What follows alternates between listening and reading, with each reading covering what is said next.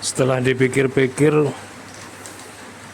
tidak selaras dan serasi kalau pakai gagang yang ini dengan bilah yang ini. Tweng. Terlalu kecil bilahnya atau terlalu gede gagangnya. Kalau ini dikecilin menyesuaikan bilah, paling butuhnya cuma seukuran jempol kaki. Sayang kan, mending ini dibiarkan dulu, barangkali nanti ada blank-blank yang seukuran ini. Dan potongan-potongan kayu yang kecil-kecil juga nggak ada yang saya buang, sehingga saya cari-cari nemu ini bekas dulu bikin pisau. Nah ini seukuran ini dikecilin dikit kan pas, tapi tidak betawian akhirnya bentuknya Bowie. Gak apa-apa dah, tetap cakep. Bentuknya gini ya, ini aja.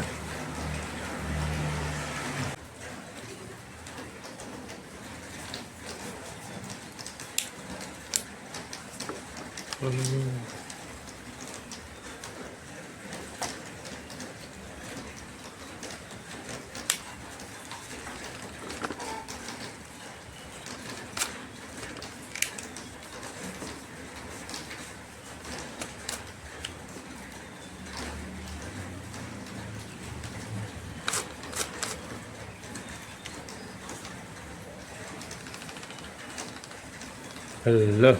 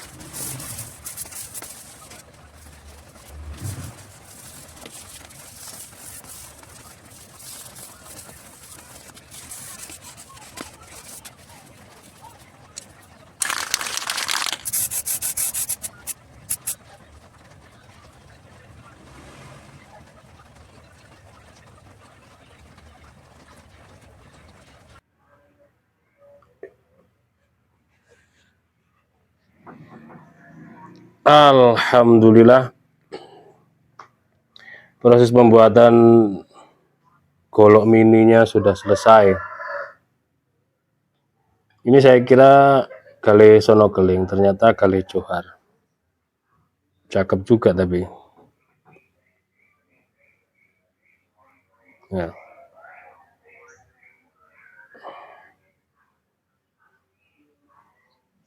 Seperti ini. Sudah mulai bagus ini untuk desain sopalnya.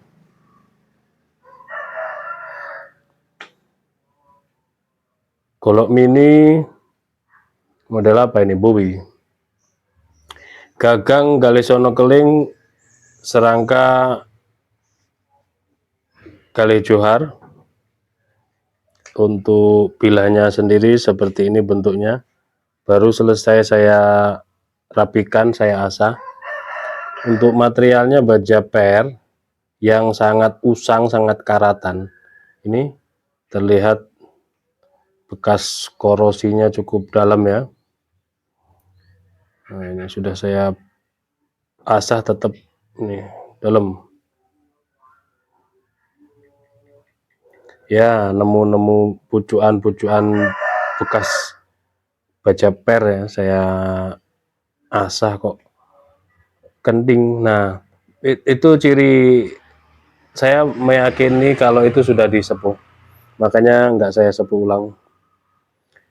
Terus ya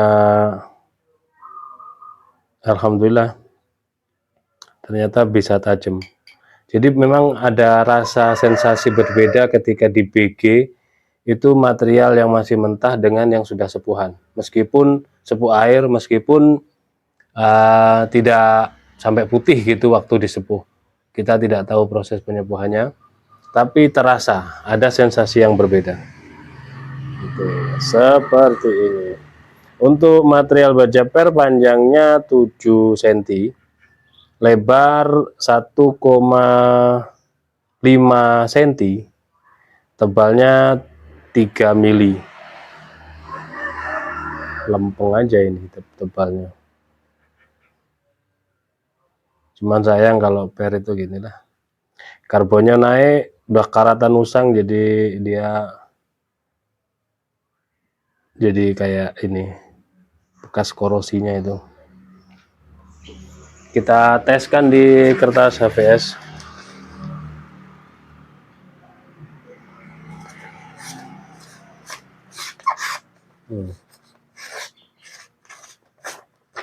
Seperti ini lah.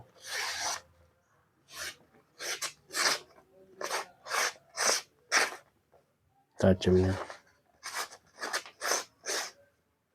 Jadi kalau sudah bisa bikin yang bagus, baru pakai yang material-material bagus-bagus. Sementara yang mini-mini pakai material yang biasa-biasa dulu. Tadi sudah ketemu tajamnya, tapi mungkin pengaruhnya di sepuhan ya, mungkin ya. Sekarang kan menjadi evaluasi kalau sudah selesai. Terus solusinya bagaimana ketika kedapatan bahan kita itu pengen disepuh ulang atau sepuhannya kurang tua umpamanya?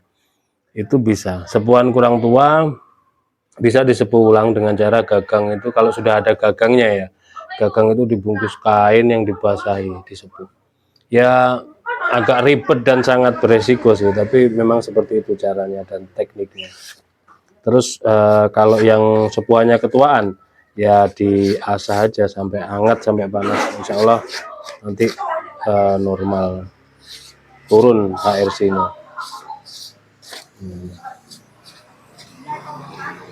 Tadi lancar loh. Nah ini, tadi lancar. Nggak selancar kalau yang kita tahu persis sepuhan bagaimana, sepuhan kita bagaimana kan.